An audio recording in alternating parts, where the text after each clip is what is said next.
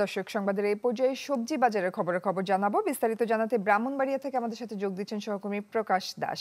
প্রকাশ, ব্রাহ্মণবাড়িয়া থেকে সবজি বাজারের খবর জানাবেন। আর কাবেল বাংলাদেশের একমাত্র ইউএল এবং ভিডি সার্টিফাইড কেবল, যা এ গ্রেড LME রেজিস্ট্রেশন।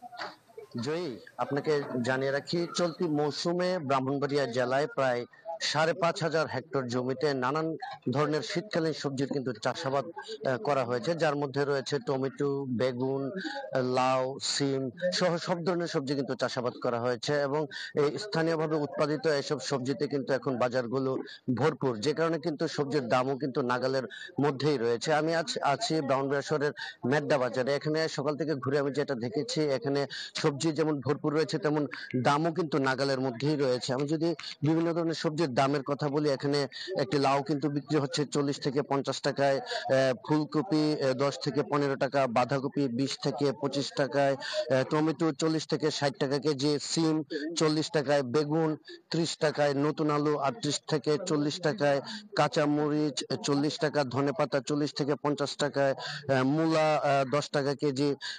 মানে সব ধরনের যে শীতকালীন সবজিগুলো রয়েছে সব ধরনের সবজি কিন্তু অনেকটা সহনীয় পর্যায়ে রয়েছে। তো যারা ক্রেতারা রয়েছেন তারা কিন্তু সবজির দাম কম হওয়াতে অনেকটাই খুশি।